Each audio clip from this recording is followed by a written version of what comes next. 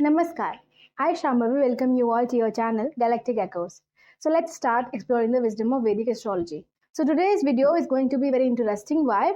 First of all, it has been suggested by our dear subscriber, and I want to extend a heartfelt thank you to all of you who have subscribed to this channel. Thank you so much.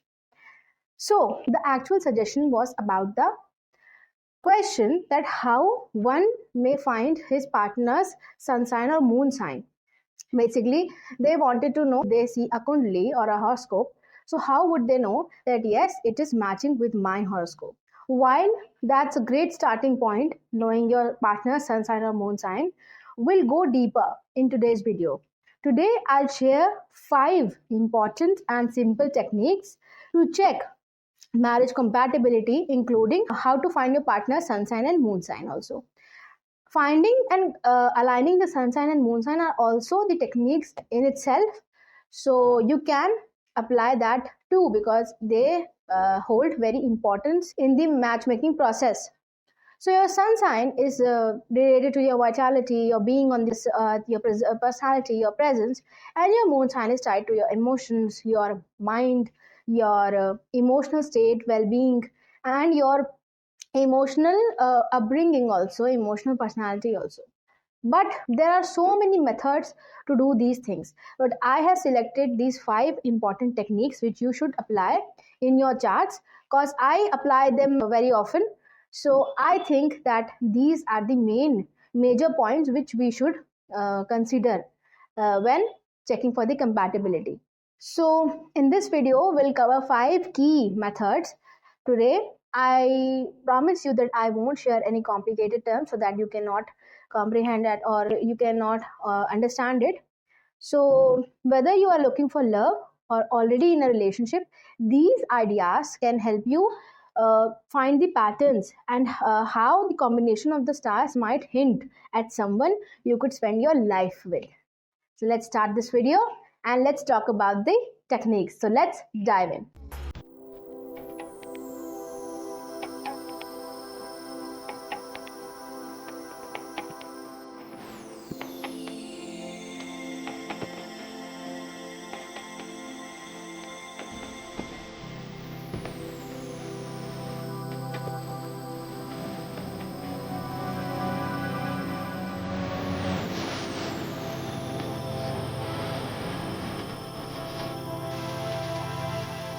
Now, first of all, before diving into the techniques, we'll talk about a major concept, which is the concept of trine or trikona.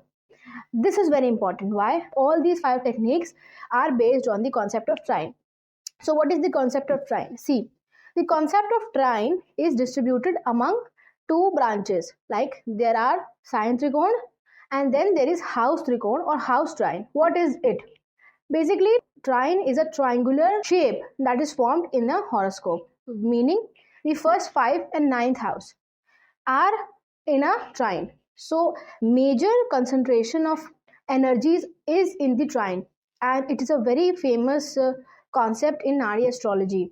So trine and trikona system is very important when you do matchmaking. Now the next thing which comes is how to understand this. Like for example, first talk about the sign trine or sign trikona. So let's say if your moon is in Aries sign. So Aries sign is a fire element sign. So sign trikona, they work on the element system. Why? Because all the fire element signs are in trikona or in trine to each other, which are Aries, Leo and Sagittarius. So these all signs are in a trikona or in a trine. They are 5 places away from each other. So basically they form a triangular structure in your horoscope. Taurus, Virgo and Capricorn sign, they are the earth element signs. They are in trine. Gemini, Libra and Aquarius are the air element signs. So they are in trine. And Cancer, Scorpio and Pisces sign are the water element signs. So they are in the trine or trikona. Now let's come on to the house trikona or house trine. What is it? The house trine is similar to the sign trine. In that the signs were making trikona or trine. In this house trine system, the houses will make trikona or trine, basically a triangle. Similarly, first, fifth and ninth house are in trine. Second, sixth and 10th house are in trine. 3rd, 7th and 11th house are in the trine, and 4th, 8th and 12th house are in trine or in trikona. So this is the basic trine system which you have to understand for understanding all the 5 techniques. So let's jump on to the technique number 1. Starting with the technique number 1 is the moon sign technique. This technique is basically based on matching your moon sign with your partner. So how will it match? So what you have to do for this technique, take out your D1 chart, okay, and see where moon is placed. So you have to note down the house moon is placed in and the sign moon is placed in. Now jump onto your partner's D1 chart. So in his or her chart, that particular sign should have an important place, or his or her, your partner's moon should be in the trine to your placement of the moon. Say for example, if you have moon in the first house in the sign of Aries, you are an Aries ascendant and you have moon in the first house. So your moon is in the first house and your moon is in the Aries. Okay. So maybe your partner is the Pisces ascendant and he or she has his or her moon in the 5th house. Now this is the connection because this thing, it matched the placement of your moon and your partner's. Why? Because 1st, 5th and 9th houses are in trine and your moon is in the 1st house and your partner's moon is in the 5th house. So it is in the trine in the relation to house placement, right? So let's say your moon is in the 1st house in the sign of Aries and your partner's moon is in the 4th house. Now it is not in the trine but it is in the sign of Leo. Whether it is in the 4th house or not, you won't check it then because house trine is not activated here. What is activated is the sign trine because your moon is in the Aries and his or her moon is in the Leo. So yes, they are in trikona with respect to signs. So this is how you will check your moon to your partner's moon sign. Also, one thing to note here is that it's very important that you will see so many cases that your moon sign and sun sign will not match with your partner's D1 chart, but you can check it in the D9. When you check it in the D9 and it matches, I have seen so many cases where it wasn't applying in the D1 but it did apply in the D9. So what it shows is that maybe at some point in the process of marriage, before getting married, in the process leading up to the marriage, you will feel skeptical about this relationship, whether I should get into this or not. But ultimately, as you get married, so post marriage compatibility issues, it resolves. So this is how you will see the case. Now let's take some examples and understand it more deeply. So we'll take one normal example among my clients, and one example I'll show you about the famous couple or some famous personality so that you can relate with the technique. So let's first see a personalized example. Okay, so this is the first chart, and so these are the examples of the personalized charts of my clients. So this is the husband's chart and on the right side is the wife's D1 chart. So these both are the D1 charts of the husband and wife. Now here we can see, because we are talking about the moon sign, so moon is in the 1st house in the sign of Capricorn in the husband's chart, and here moon has placed itself in the 6th house in the sign of Taurus. Now as we know that 1st and 6th house in respect to the house placement are not in trikona, because 1st, 5th and 9th house they make the trikona, and the 2nd, 6th and 10th house they make the trikona. So basically they are not in respect to house trikona, but they are in respect to sign trikona. Why? Because Taurus, Virgo and Capricorn make a sign trikona. So basically here moon is in the sign of Capricorn and the wife's moon is in the sign of Taurus. It's an exalted moon. So we can say that yes, moon in the both D1 chart is in trine to each other with respect to signs. So this is how their chart got matched. So this is a Indian celebrities example. So I've taken the chart of Saif Ali Khan and Kareena Kapoor Khan. So both are the D1 charts. So here we can see that Saif is Gemini ascendant and his moon is in the 8th house in the sign of Capricorn again. And here if we have to take this D1 chart of Kareena's, so we can see that she is a Sagittarius rising and her moon is in the 2nd house in the sign of Capricorn again. So what we get to know through this example is that both the moons are overlapping each other, right? Both of them are in the sign of Capricorn. So basically it represents that they both are in trine in respect to signs, because both are in the sign of Capricorn. So this is how we see the moon sign, or we can know the moon sign of our partner. It should be in trikona in whatever way, either through the sign trikona system or through the house trikona system. So let's say if I have my moon in the sign of Aries in the 5th house, then my partner should have moon either in the 1st, 5th or 9th house, or he can also have his moon in the Aries, Leo or Sagittarius sign, either in the D1 or in the D9 chart. But let's say if it isn't so, so what you can do is you can also check your moon sign matching with your spouse's ascendant or sun sign also. Let's say my moon is in the sign of Aries in the 5th house, meaning I'm a Sagittarius ascendant. So it can also match with the person who is an Leo ascendant or an Aries ascendant or an Sagittarius ascendant, or even his ascendant lord, that is Lagnesh, is in either of the 3 signs. Maybe his sun is in either in the Aries, in Leo or in Sagittarius. So we can take this also into consideration. But the trine should be activated either with the matching of the moon and sun, or with the matching of the moon and ascendant, but it should create a trine. It is important. If this technique doesn't match in the D1 chart, you can check it in the D9. So you can check your moon's position and check it in the your partner's D9 chart, or you can take your partner's moon position and check it into your D9 chart. You'll see that if a marriage is promised, both of these things will match. Now let's move forward and let's talk about the technique number 2. So the technique number 2 is based on the sun sign. Now it is very similar to the first technique which we have talked about. The sun sign is seen in the similar way, right? So what you have to do is take your sun wherever it is posited, in whatever house and in whatever sign. So let's say your sun is in the 2nd house in the sign of Taurus. You are again an Aries ascendant.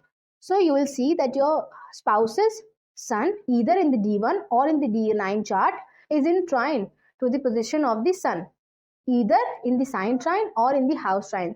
That is, whether sun will be posited in the sign of Taurus, Virgo or Capricorn, or sun will be posited in the 2nd, 6th or 10th house. So this is how you will match the sun sign of you and your partner. So let's hop on to some examples for better understanding. So this is the personalized charts example. So on the left side is the husband's D1 chart and on the right side is the wife's D1 chart. So here you can see that in the husband's chart, it is a Pisces rising and it has sun in the 12th house in the sign of Aquarius. And in the wife's chart, it is again a Sagittarius rising chart and the sun is in the 3rd house in the sign of Aquarius again. So basically, as you can see, that again we have sun in the sign of Aquarius, which is in trine with respect to the sign trikona or the sign trine. Both of the sun are in the sign of Aquarius. They are not in trine with respect to the house trikona, because one sun is in the 12th house, that is part of moksha trikona, and one sun is in the 3rd house, which is the part of the kam trikona. So with respect to sign trikona, it is a match here for the sun. So this is how you can match your sun sign to your partners. Now here again I should mention that your sun sign will definitely match to your partner's sun only. Your sun sign can also match to his or hers either moon sign, ascendant or sun sign also, which I have told. So basically, if let's say in this example, if the husband's sun is in the Aquarius sign, so we could have seen the moon in the Aquarius sign or an Aquarius rising also. That would have also made this match. So it is always not necessary to match only the sun with the sun. You can also match sun with the moon. You can also match sun with the ascendant rising, and you can also match sun with the sun. So either of the 3 ways will work. So for the matching of the sun sign in the Indian celebrities chart, I have taken Ranbir Kapoor's D1 chart and Alia Bhatt's D1 chart. So as you can see that Ranbir is Scorpio rising, and Alia is a Capricorn rising. And you can also see that Ranbir's sun is here in the 11th house in the sign of Virgo, and Alia's sun is here in the sign of Pisces in the 3rd house. So the Virgo sign is not in trine to the Pisces sign, because Pisces is a water element sign and Virgo is a earth element sign. So they both are not in trikon to each other through sign system. But if we see through the house system, because 3, 7 and 11 houses, they make a trikon or a trine. So basically the sun here in the 11th house is in trine to this 3rd house sun of Alias in respect to the house trikon system. So this is also a match. We can also take this into consideration. So this is how you will check this technique. So let's move forward and let's understand the third technique. So for the third technique, you have to check your Darakaraka. And what is Darakaraka? So Darakaraka is the planet with the lowest degrees in your chart. So let's say if your sun is at the 00 degrees 58 minutes or 1 degrees 28 minutes, so then sun will be your Darakaraka. Now Darakaraka and all the Karakas, Atmakarakas, Amatyakarakas, these all concepts are related to the Gemini astrology. But because we are studying modern astrology, we have to use all the tools which are being provided by our eminent rishis. So using Darakaraka can give you very great deeper insights. So let's say you have sun as your Darakaraka. Now jump into your partner's horoscope. So the planet sun must have a very important place in your spouse or in your partner's chart. How will it have an important place? That it is either your spouse or your partner is the Leo ascendant or Leo rising, because Leo is the sign ruled by sun, and then sun will be their Lagnesh or the ascendant lord, or their sun is placed in the 1st house itself, or their sun is in the Digbali position in the 10th house, or their sun is placed with their Lagna lord or with their ascendant lord. So these all cases will give a prominent position to the sun in your partner's chart, because sun is your Darakaraka, so it should hold and it must hold an important position in your partner's chart. Also, I have seen in so many cases that there was this client who had his Atmakaraka as Mars, and his Atmakaraka was also debilitated. So it wasn't in a very good position. When we look onto it through an aerial view, when we'll go deeper inside, we'll get to know that yes, it is something more, because that Mars was in the particular degrees where it went into the Pushkarna of Manch state. So this is how you will judge the thing. And in their spouse's chart, the Mars was also debilitated. So this is the important placement. It doesn't always mean that exaltation of sun is the only important thing which can happen. Sun can also be debilitated in your partner's chart because it is in an extreme position. Either it is too powerful or it is too powerless. But this thing that if your sun is the Darakaraka and if you're in your partner's or spouse's chart, it is a debilitated state, it will create some sort of karmic dynamics. Yes, it is a different topic and we should talk about it in deeper terms. That we'll do someday. So coming back to the point, so you have to take your Darakaraka, check its position in the your spouse's chart. It should hold a prominent position there. Now we'll hop on to some examples to understand this technique in a better way. So this is the example of the personalized charts, and let me tell you that I have deliberately taken this example to make you all understand, because it is a complex case. So listen it carefully. Here in the husband's chart, it's a Pisces rising chart and the Jupiter is in the 12th house, and here we can see that sun is the Darakaraka, right? It is at 1 degrees and 46 minutes. All right. And here wife's chart is a Cancer rising chart and Saturn is in the 1st house, and here Mercury is the Darakaraka at 1 degrees and 54 minutes. So basically neither of them are connecting, neither of the charts are connecting like easily, right? Now we have to make this connection because these both people, they are married, and it has been approximately 24 years now. And let me tell you this thing, that their marriage, the nature of their marriage is not very sound, it is not very good.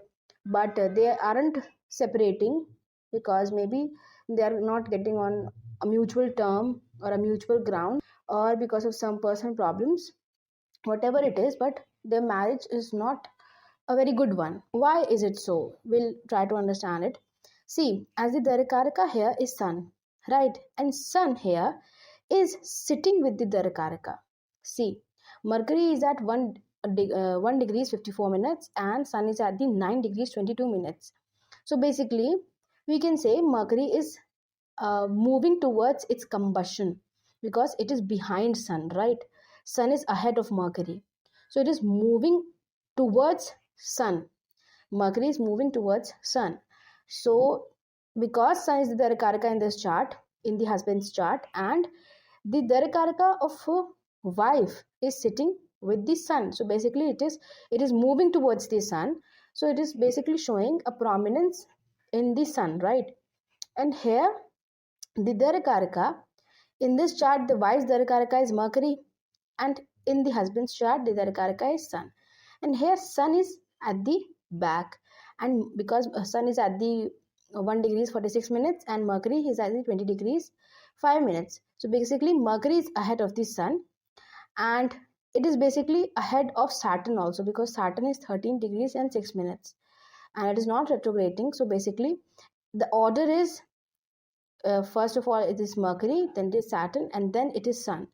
So maybe looking through the aerial view, we can see that yes, Mercury is conjunct with Sun here in the 4th house, but it is not a perfect match because Saturn is in between them. So how did they got married? It is because here Mercury is the Darakaraka and here Mercury is the 7th lord itself.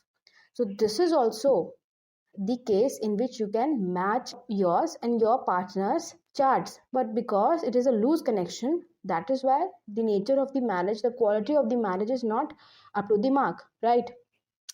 And here Mercury is also in its own sign. Basically it is a Swarashi Mercury, so it's a powerful Mercury. So we can say that yes, this is something sort of a connection, but it is a loose connection. Also here Saturn is the 7th lord and sitting in the 1st house, and here also Saturn is in conjunction to the Darakaraka. See, because Saturn and Sun are making conjunction, Mercury is ahead, Saturn is in between, and Sun is behind Saturn. So basically it shows that yes, Saturn as the 7th lord in the wife's chart will have somewhat prominence in the chart of the husband.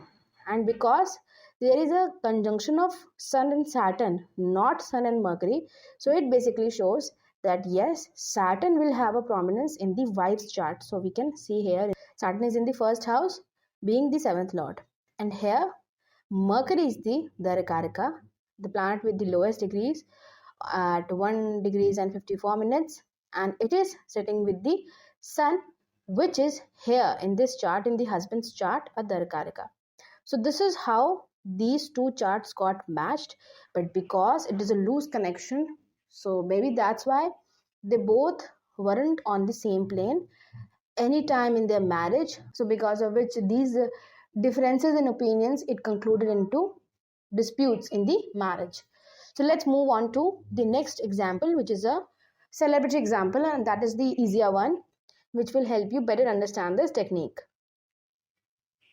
So here I have taken two more Indian celebrities chart.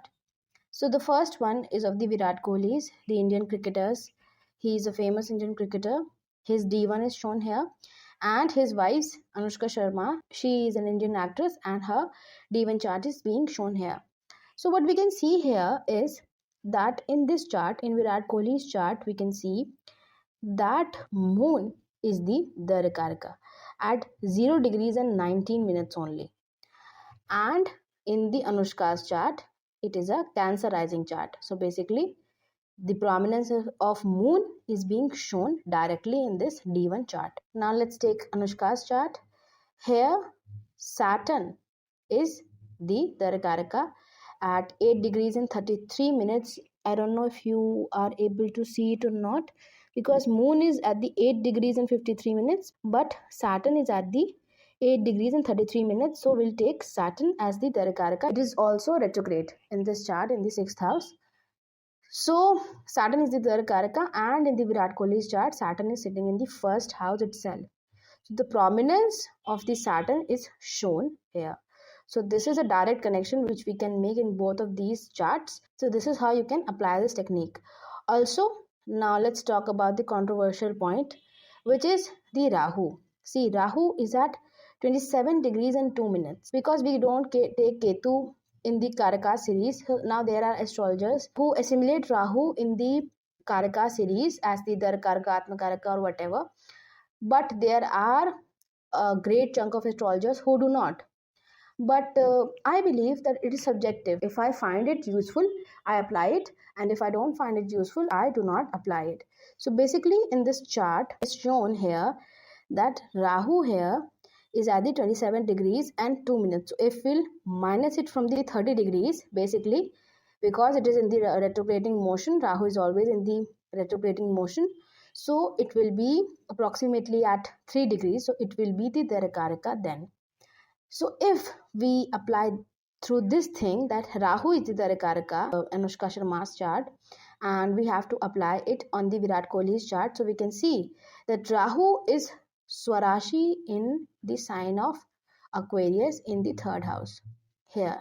So it is a prominent placement of Rahu. Why? Because the Gemini sign is the sign where, according to some astrologers, Rahu gets exalted. It also gets exalted in the sign of Taurus. Basically, it performs well in the sign of Gemini and in the 3rd house also, because the 3rd house also possesses the energies of Gemini, original energies of Gemini. So basically, Rahu placed in the 3rd house is a very good placement, and Rahu being Swarashi in the 3rd house makes it more powerful and in a better position in this chart.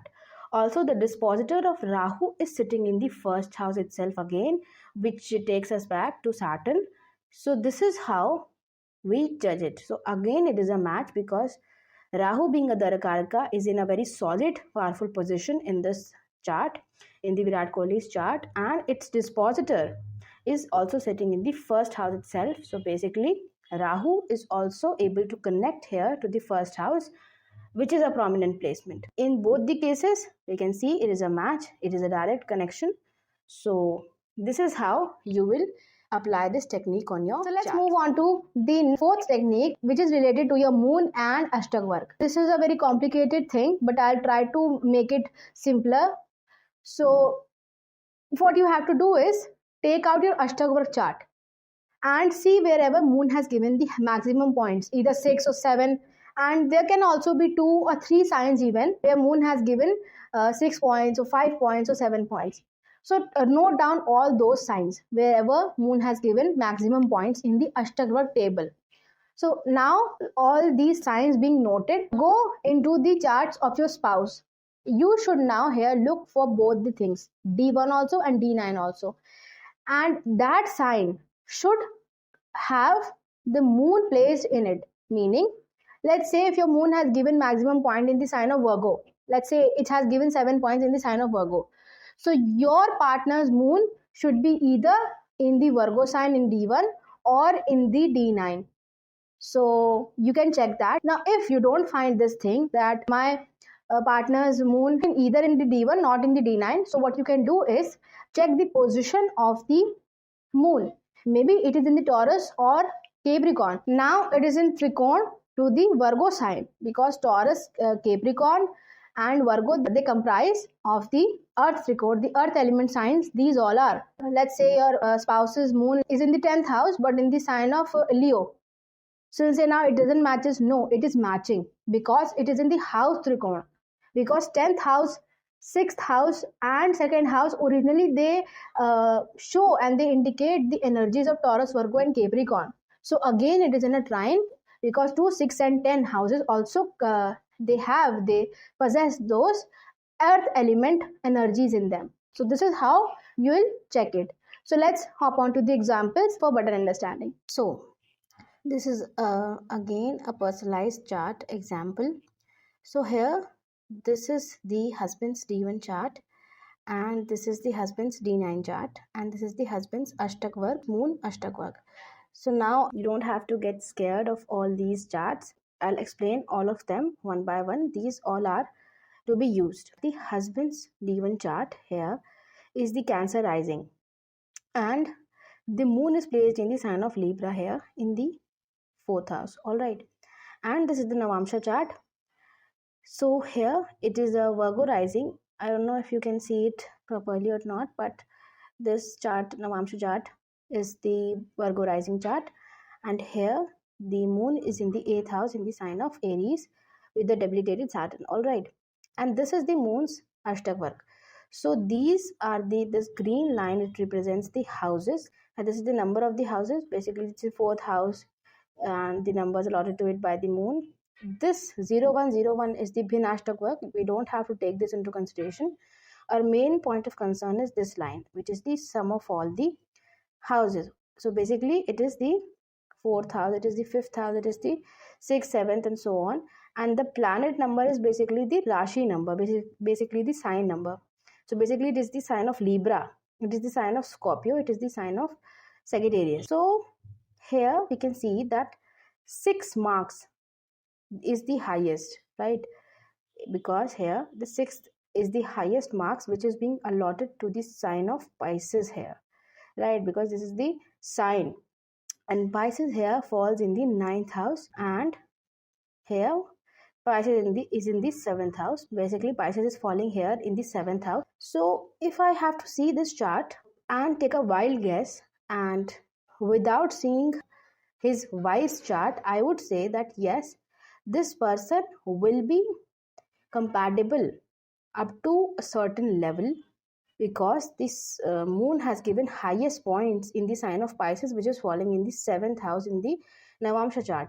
So I'll get the raw idea that yes, his marriage is going to be a good one, and his wife will be very supporting, and he'll get a supporting spouse from here only. Okay, now let's jump onto the wife's D1, D9, and moon's Ashtakvarga. This is the wife's D1 chart, this is the wife's D9 chart, and this is the wife's moon Ashtakvarga. Now we know that the husband's moon has given maximum points in the sign of Pisces. So here the Pisces sign in the wife's D1 chart, it holds a significant position and placement, because it is, first of all, it is falling in the Kendra, and then it is occupied by Ketu, which is a karmic planet. So yes, it is showing somewhat of karma related to the sign of Pisces, right? And now here, see this, the magic. Now moon is in the sign of Pisces in the D9 chart of the wife. So this is how you will apply this technique, right? Because the wife's moon is in the sign of Pisces, and husband's moon has given the maximum points, that is the 6 points in the sign of Pisces. So this is how they got a match. All right, now it is not always important to have moon in the sign which has been bestowed maximum points by the moon. So let's say if we would have sun in the sign of Pisces here in the D9 of the wife, it would also have been a match, because the sign of Pisces, it holds a prominent position in the wife's D9 chart. Maybe here in the D9 chart of the wife, the moon sign is Pisces. Either the Pisces could have been the sun sign, it could have been also the sign occupied by Lagnesh, or the ascendant lord, which is sun only in this case. Maybe it could have been some other planet also. Now let's take the case of the wife. So here we can see the 7 marks are being allotted to the Scorpio sign, right, in the 12th house. So basically Scorpio sign falls here in the 10th house, in the 12th house, I'm sorry. So yes, here moon has given maximum points, 7 points, that is, right? Now let's jump onto the husband's chart, and let's look what is the prominence of Scorpio in his Navamsha chart. This is the husband's chart again. So here, as we know that the wife's moon has given maximum, that is the 7 points in the sign of Scorpio. and the Scorpio sign is being ruled by Mars. So here we can see in the D1 chart only that the Scorpio sign is falling in the 5th house, that is the Trikone. It is a Trikone. So basically Scorpio is a water element sign and the husband's rising is a water element. So this is a match, but it is a loose connection, so we won't take this into consideration. So let's jump onto the D9 chart. So here it is the D9 chart. It is a Virgo rising and moon is in the Aries sign in the 8th house. So see, the Scorpion energy and the Martian energy, they both have been given significance in the D9 chart of the husband, because moon is in the 8th house and again it is in the sign of Aries, which is being ruled by Mars. So here it is a perfect match because the wife's moon has given maximum points, that is the 7 points in the sign of Scorpio, and moon is placed in the 8th house only. So it is the original 8th house, right? And again, it is not placed in any other planet's sign, any other planet's ruled sign. It is placed in the sign of Aries only, which is being ruled by Mars. So it is a better connection, I must say, because if moon would have been in the sign of Scorpio, then it would have got debilitated. But moon in Aries is not debilitated, and Aries is the moon Trikona Rashi of the Mars. So what we can see from this placement is that both of these partners, they have a positive connection towards each other. They're both, the Kundalis are connecting so deeply, first of all, and the second thing is that their connection is so much positive, because Scorpion sign is not the, it is not only positive, and moon, because we are talking about moon, and with respect to moon, this is not at all very positive and prosperous if we are talking about marriage process. So here that negativity was negated by the moon itself and by the placement of its sign, because it is placed in the sign of Aries. So this is how you will apply this technique on your charts related to the moon and Ashtakvarga. So let's jump onto a famous personality horoscope for a better understanding. So this time I've taken Indian politicians chart. So the first one is Mr. Gandhi's chart, and the second one will be his wife's chart. So in Mr. Gandhi's chart, this is the D1. We can see the moon is in the sign of Leo in the 12th house. Here the moon is in the sign of Virgo in the 3rd house, and in the moon's Ashtakvarga, it has bestowed maximum points to 2 rashis. Here we can also see 7, and here also it has bestowed 7 marks. So basically 7 marks are being bestowed to the Aquarius sign and to the Gemini sign. All right. So both of these are the air element sign, the Aquarius and the Gemini. Either of the sign, that is the Aquarius or Gemini, or both must have a prominent placement in the Navamsha chart of Mrs. Gandhi. So let's jump on to her charts. So this is Mrs. Gandhi's chart. This is the D1, this is the D9, and this is the moon's Ashtakvarga. So here we can see that moon is in the Gemini sign in the D1 chart itself only. So it is a very strong connection, but before marriage, because D1 chart is all about before marriage.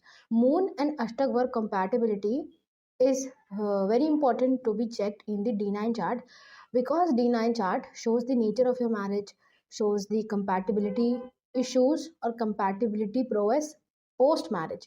So D9 chart is very important to be taken into consideration. So when we jump onto this D9 chart, so here we can see that Sun is in the 10th house in the sign of Sagittarius with Ketu. It is not in the sign of Gemini, it is not in the sign of Aquarius, because Gemini and Aquarius were the 2 signs which were being given the highest points in the Ashtakvarga of Mr. Gandhi. So here it is not the original 11th house also, it is not the original 3rd house also. So but what we can see here is that Sun is in the sign of Aquarius. So although it is a kind of loose connection, but yes, we can say that because the sun sign in Navamsha chart is Aquarius, so yes, Aquarius holds a very prominent position in Mrs. Gandhi's D9 chart. Although it is somewhat loose connection, but here because the D1 chart shows a very prominent, promise towards marriage. So that is why, even if the connection was loose here, still they got married. And although it was a brief marriage, but yes, they got married. So this is how you apply this technique of moon and Ashtakvarga on your charts. Now let's check it from the perspective of Mrs. Gandhi. So Mrs. Gandhi's moon has given 6 points in at least 4 signs. Here it is 2, 6 and 2, 6. So in the sign of Leo, in the sign of Virgo. So Leo and Virgo is being bestowed with 6 points, and the sign of Aries and the sign of Taurus is being bestowed with the highest points in the Ashtakvarga of Mrs. Gandhi. So Leo, Virgo, Aries and Taurus, these 4 signs or any one of them should hold a prominent position in the D9 chart, in the Navamsha chart of Mr. Gandhi. So let's jump back onto his chart. So we are back here again in the charts of Mr. Gandhi. So as we know that Leo, Virgo, Aries and Taurus were being given the highest points in Mrs. Gandhi's Ashtakvarga by the moon. So here we can see that his moon is in the sign of Leo, see, in the D1 itself. So it again shows a good connection before marriage so that they could enter into the relationship of marriage. So here it shows the compatibility up to a great extent. Now when we jump onto the Navamsha chart, here we see that moon is in the sign of Virgo. So this is a perfect match, because here also in the D1 chart it is promising the event of marriage with that particular chart of Mrs. Gandhi, because their moon has given maximum points in Leo, Virgo, Aries and Taurus, and here also moon is in the sign of Virgo in the Navamsha chart, which is again promising a good compatibility post marriage as well. So this is how you will match both of your Ashtakvarga with your spouse's D9 chart and your spouse's Ashtakvarga to your D9 chart. So this is how this technique works. Let's move on to the last technique of today, that is the 5th technique about the Venus, Mars and Jupiter. So now this is a long technique, but I'll try to make it brief. So what you have to do is, if you are male, then take the position of your Venus in your D1 chart. And if you are a female, then take the position of the Mars and Jupiter in the D1 chart. Now why am I saying this is because Mars and Jupiter, they both are the Karaka of the husband. Let's say your husband's Venus is in the 2nd house in the sign of Gemini.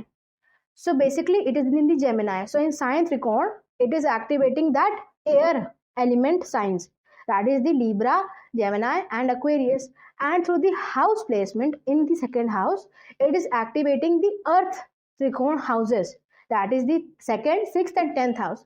So let's say you get into your chart and you see that in the D1 your Jupiter is placed in the sign of Aquarius. So you'll say, yes, my Jupiter and my husband's Venus isn't trine to each other. How? Because the husband's Venus is in the Gemini sign and your Jupiter is in the Aquarius sign. So basically Gemini and Aquarius sign, they both are the air element sign, so they both are in trine to each other. So it is a match. And let's say your Mars is in the 6th house. So you'll say that because my husband's Venus is in the 2nd house and my Mars is in the 6th house. So again, Venus and Mars, they both are in a perfect match because they are in the house Trikon or house trine system, because 2nd, 6th and 10th house, they comprise the trine again. Likewise, 1st, 5th and 9th house, 3, 7, 11 house and 4th, 8th and 12th house, these all are in trine to each other. Now let's say if your Jupiter is matching but your Mars isn't. So you will say that it is not 100% match. So it is not, we are not compatible to each other. It is not so. Because the Mars and Jupiter, they show the nature of the marriage. Because Jupiter gets exalted in the sign of Cancer in the 4th house in a Kargotis Kundali. So basically it shows, it is the Karaka of that family life. So if your Jupiter is matching with your spouse's Venus, with your husband's Venus, but not Mars, so it shows that the nature of the marriage is so much arranged. It is so much philosophical and it is so much family oriented. Whereas if your Mars is only matching, then it shows that nature of the marriage is, it is driven by passion, by love, by attraction to each other. It's like you are eloping with someone, you are marrying because of your courage, because of your choices. So this is what Mars shows. Now here also you can see that either of the one matches, or there are certain cases where both of these things matches, which we'll see in the example. So here what is being shown is that the marriage contains both of these things. It is the mixture of both passion and attraction also, and wisdom and family orientation also. So it is a very good match if you both Mars and Jupiter matches with your husband's Venus. Again, we are here in the personalized charts examples. So this is the husband's chart and this is the wife's D1 chart.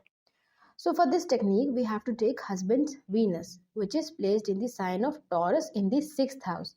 So basically, through the sign, it is activating the earth trikona, because Taurus is an earth element sign, and Venus is in the 6th house again, which is a earth element house also. So basically, either of the way, the earth trikona is getting activated. So here you can see that Jupiter, because we take Mars and Jupiter in the wife's chart. So Jupiter is in the 6th house, which is overlapping or in trine with the position of Venus in the husband's chart. So this is a match with respect to Jupiter. Mars is in the sign of Aquarius in the 5th house. So basically it isn't showing a direct connection with Mars, because Venus is in the sign of Taurus, which is earth element sign, and Mars is in the sign of Aquarius, which is an air element sign. So through this sign, it is not in trikona or it is not in trine, Venus and Mars. And the Venus is in the 6th house and Mars is in the 5th house. So either of the way, with respect to house or with respect to sign, Venus and Mars, they do not match. So basically what it shows is that the nature of the marriage will be so much family oriented. There will be less attraction, less passion in the marriage, and this is the case with these two. This is exactly the case. They are not passionate about their marriage, about being with each other, but they are very much oriented towards upbringing their children well, raising them good. And so basically their marriage is so much inclined towards a family orientation, which is being shown by Jupiter here, because his Venus and her Jupiter in a match is in connection to each other. So basically when Venus Jupiter, it gets into the trine or it matches within the husband and the wife's chart without Mars being matched, so basically it shows a family oriented and less passionate, less attractive marriage. Also these qualities were pronounced. Why? Because of the placement of Ketu here. So Ketu is placed here in the sign of Taurus with Venus, so it is also affecting this Jupiter here. But this is a different topic which we should talk about later in some other video. So let's move forward and let's check a more simpler example of famous personalities. So here are the D1 charts of the British royals, that is the Duke of Sussex, Prince Harry, and Meghan, the Duchess of Sussex. So what we see here is that Prince Harry, he is a Capricorn rising, and his Saturn, his Lagnesh, is in the 10th house in the state of exaltation. And Meghan Markle, his wife, is a Gemini rising, and his Mercury is in the 2nd house in the sign of Cancer. Now we have to take Venus in consideration in this chart and Jupiter and Mars in this chart. So let's start with Venus and Jupiter first. So Venus is in the 9th house in the sign of Virgo here, and Jupiter is again in the sign of Virgo in the 4th house in the wife's chart. So basically Venus and Jupiter, they are a direct match through the sign trine or through the sign placement system, right? because they are in the similar sign. Now let's take the position of Venus with respect to Mars in this chart, in the wise chart. So Venus is in the sign of Virgo in the 9th house, and Mars is in the first house in the Gemini sign. So basically Mars is also in trine to Venus. How? Because Mars is in trine to Venus with respect to house trine, because the first, fifth and ninth house, they comprise the Dharm Trikon. Basically they are the fire element houses. So Mars and Venus are in trine through the house trine system, and Venus and Jupiter are in trine through the sign trine system. Basically they are in the similar sign, so they are also in trine. So what this shows is that because both the Jupiter and Mars are in a perfect match to Prince Harry's Venus, it shows that the nature of the marriage is both. It is family oriented, it is philosophical, which is being represented by Jupiter, and they want to raise their children well. They are Jupiterian benefic qualities are present there in the marriage, and the marriage is also passionate, that it has that quality of attraction in it, because the Venus is again in trine to Mars. So the Martian courage, the Martian passion, attraction, and everything, it should be there in the marriage to keep it alive. The relationship between two people is necessary, which is only being bestowed by Mars. So Mars, giving its blessings, is making this union both a courageous, a passionate one, as well as a family oriented philosophical union as well. So this is a perfect match if you have to go for the compatibility matching. Also, I'll be discussing some important points in the end, so don't miss them out, because that will be important and that can alter the results. I have seen in some cases where this is a second marriage of the girl. So there Jupiter exhausts itself. So that marriage will only be driven by the Mars. Why? Because Jupiter has exhausted itself in the first marriage. So that is why that second marriage, second relationship is being driven by the Mars, the Martian energy. And similarly, in the case of men, when Venus exhausts itself, or you are looking for matchmaking in the second marriage scenario, then you should look Mercury, because the Mercury is the planet which indicates the second wife in a man's chart, or the second spouse as well. But there are different opinions about this, but I find these two things very much applicable, and I think you should also apply into your charts. This was my understanding of these techniques and the compatibility matching issue which I have come across. Now I want to tell you something, that all these 5 techniques won't apply in all the charts. If I have to take this decision or not, if this is the right person or not, so then you should go with the probability. Like if among these 5 techniques 3 are applying on your charts, on your and your spouse chart, then you should accept this, that yes, this is a 90% match, because all these techniques, it doesn't apply on all the charts in perfect motion, because there is no a kind of perfect marriage in this time of Kali Yuga. Also, I have to add that I think the Rahu Ketu axis shouldn't be matching, because then your axis of Rahu Ketu getting matched with your spouse, it shows a karmic marriage. And the karma stored in Rahu and Ketu can be good and can be bad as well. It depends on the placement of the cosmic serpent. For example, people marry their partner of the same age, right? So basically, when they'll get married or with the partner of the similar age, their Rahu and Ketu will be in the same sign.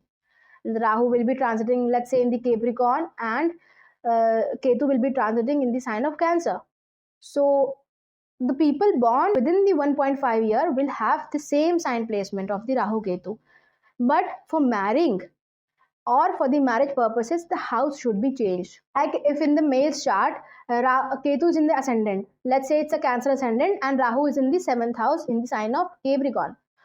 So in the female's chart, the Ketu should be in the maybe in the 4th house. The female should be Aries ascendant, and the Rahu can be in the 10th house in the Capricorn. So here you have to take note of this thing, that if your, let's say your Rahu Ketu axis in the 1-7 axis, basically your Ketu is in the first house in the sign of Cancer and your Rahu is in the 7th house in the sign of Capricorn, then you shouldn't marry a Capricorn ascendant having Rahu in the Capricorn itself, because then that marriage will be a karmic sort of, a very much karmic sort of. Why? Because then that axis is completing itself. Serpent is completing itself.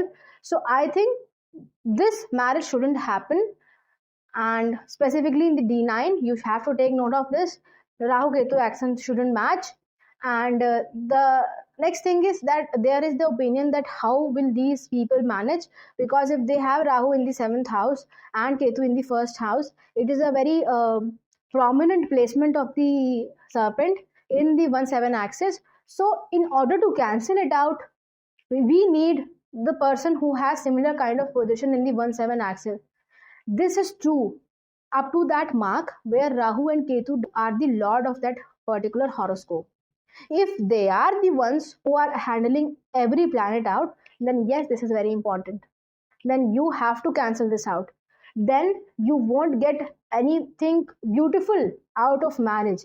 All the joy of the marriage will be sucked by both of those shadowy planets. But if your astrologer tells you that yes, the demon is not controlling your horoscope, then you can go for any marriage. And I think you should go for any marriage where the serpent doesn't match. It is very important to look in the case of matchmaking. So this is how we match the horoscopes and we see the compatibility among two people. Now I must tell you this, that I see and I use these techniques very often, and I use these techniques when someone asks me about the partner they are dating. Can I convert this relationship into a permanent one or not? But personally, I use the Prashna Kundali system or the Prashna Kundali method for exact matchmaking, because I have seen the cases where they were dating since 10 years and then they got married and the marriage ended within the 2 months.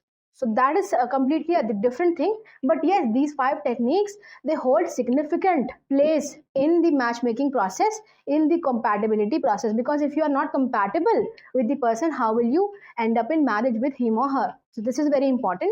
Also, I must tell you this, that why does it happen that you are dating the person since 10 years and you got married and you got divorced within the 2 months? Why this has happened? Because the 5th house is very different from the 7th house. The happiness of the 5th house is 4 places away in the 8th house, and the happiness of the 7th house is 4 places away in the 10th house. And so 7th house is all about the happiness of the marriage is in the 10th house, basically in public dignity, in social status. And the happiness of the romantic affair, the 5th house, is in the 8th house, as long as it is hidden. So these things are both, they are totally different and they shouldn't be matched. Yes, these techniques you should apply onto the charts of your romantic partners as well, to see if you are compatible or not, to see if you can get into the relationship of marriage or not. So if you like these techniques and if you enjoyed the content, do not forget to like this video. Also suggest me certain interesting topics like this one in the comment section below, on which I should make videos in future. If you want more such content about interesting techniques and topics, do not forget to subscribe to this channel. Thank you.